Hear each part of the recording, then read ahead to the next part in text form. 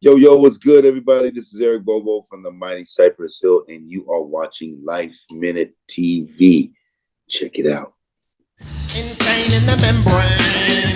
Insane in the brain. Got the one on the flamboyant tip, but just toss that ham in the frying pan like spam. The tour has been going great. I think the combination of Cypress and Pharcyde, Souls of Mischief is pretty special. I mean, we all go back a ways between ourselves as peers and as well as with the fans. I mean, you're seeing three classic groups that have a great catalog, and you're gonna get classics, songs that you know and love. You're gonna also be have some surprise, as we call them, flips, like different combinations of things, and also just I mean, you're gonna see a raw show, a raw hip hop show. Is gonna be great. Band to rehearsal, please. The London Symphony Orchestra is tuned and ready.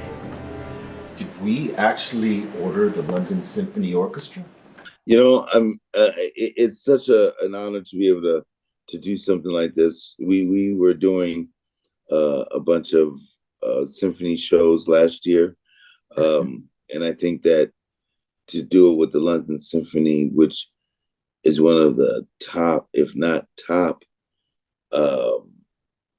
music ensembles ever. I mean, a lot of the classical symphonies, they look up to the London Symphony Orchestra as far as power, sound, everything. For us to do stuff like that and have our songs reimagined, so to speak, it's crazy. It's a blessing. Say Cypress Hill. Cypress Hill. Say Cypress Hill. We are Cypress Hill. At first, I was doing stuff with the Beastie Boys. I was on tour with them on that very same tour, which was in 1992, the Check Your Head tour.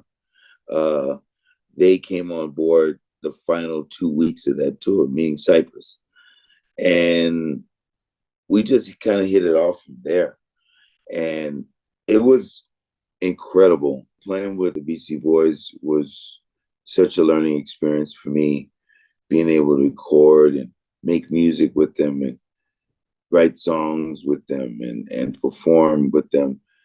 It was such a big highlight in my life and in my career, especially with me being fans of theirs, from their first record. And just to think like I was actually performing with them and making music, and the people going wild, playing in these festivals that are just ginormous. And yeah, it's incredible. On percussion and drums, the iconic one, Eric Big Drum Bobo. Ever since I was, in preschool, kindergarten, they say, well, what do you want to be when you grow up? Of course, you have the typical policeman or fireman or whatever, doctor. And I always said musician. Even when I couldn't fully say musician, I was taking out the pots and pans and beating on them.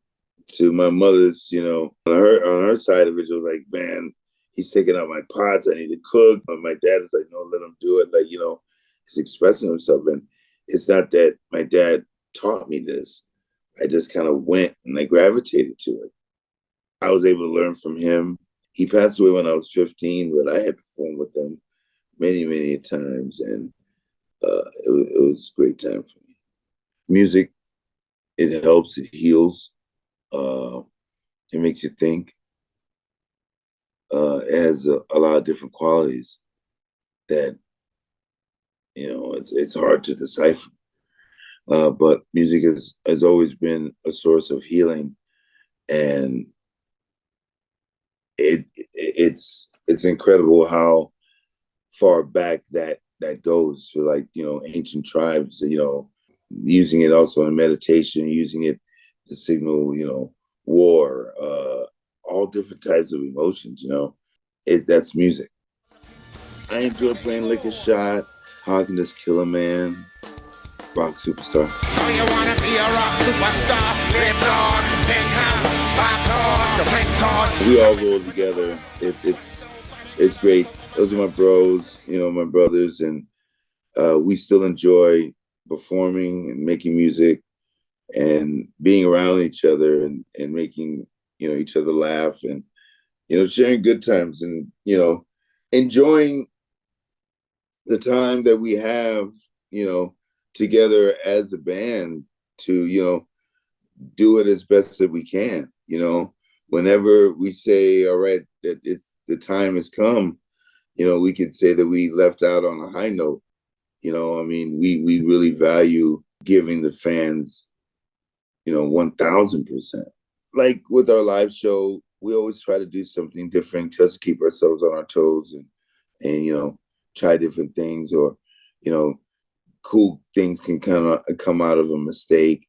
We just try to keep open with it, and I think in trusting each other like that, we're able to make some really good music. It's really a brother love thing.